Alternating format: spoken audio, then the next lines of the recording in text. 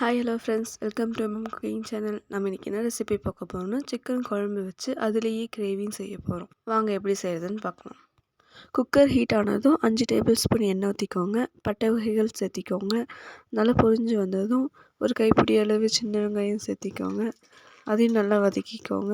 வதக்குனதும் கழுவி வச்ச chicken 1 kilo சேர்த்திக்கோங்க. இஞ்சி பூண்டு பேஸ்ட் 2 ஸ்பூன், மஞ்சத்தூள் 1/4 ஸ்பூன், உப்பு தேவையான அளவு. இது நல்லா மசாலா படுற மாதிரி நல்லா வதக்கிக்கோங்க. 2 கப் தண்ணி சேர்த்திக்கோங்க. அதையும் நல்லா மிக்ஸ் பண்ணி விட்டுக்கோங்க. குக்கரை மூடி வச்சு 5 விசில் விடுங்க. இந்த குழம்புக்கு நம்ம வேறு எந்த மசாலாவும் சேர்த்து போகிறதில்ல, வறுத்தரைக்கிற மசாலா தான் சேர்த்து போகிறோம். கடாய் நல்லா சூடானதும் 5 ஸ்பூன் கொத்தமல்லி சேர்த்திக்கோங்க. காஞ்ச மிளகாய் ஒரு 8லேருந்து 10 மிளகாய் சேர்த்திக்கோங்க. இந்த மிளகாய் காரமாக இருக்கிறதுனால நான் 8 மிளகாய் சேர்த்திருக்கேன், இல்லைன்னா 10 மிளகாய் சேர்த்திக்கோங்க.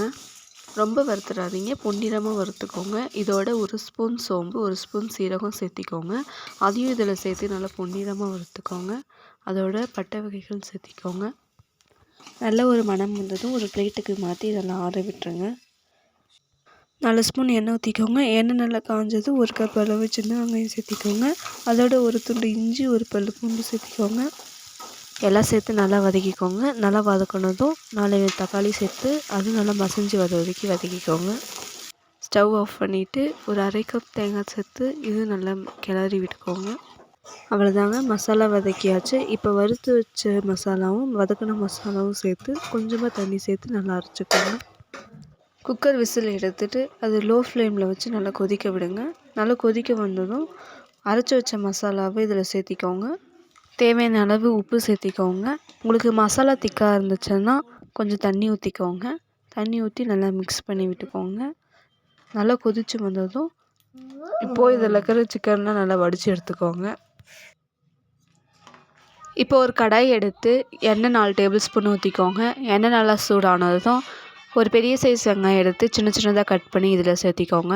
வெங்காயத்தோட ஒரு கொத்து கருவேப்பிலையும் சேர்த்திக்கோங்க. நல்லா சேர்த்து நல்லா வதக்கிக்கோங்க. இப்போது அரைச்ச மசாலாவை சேர்த்திக்கோங்க. நம்ம மசாலா அரைக்கும் போதே குழம்புக்கு தனியாக, வறுவலுக்கு தனியாக எடுத்து வச்சுருந்தோம்.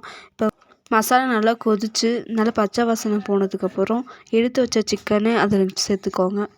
சேர்த்து அதுவும் நல்லா கிளறி விட்டுக்கோங்க. உப்பு தேவையான அளவு சேர்த்து நல்லா கிளறி விட்டுக்கோங்க. நல்லா எண்ணெய் பிரிஞ்சு வந்ததும் கொத்தமல்லி தழை நல்லா தூவி இறக்கி விட்டுருங்க.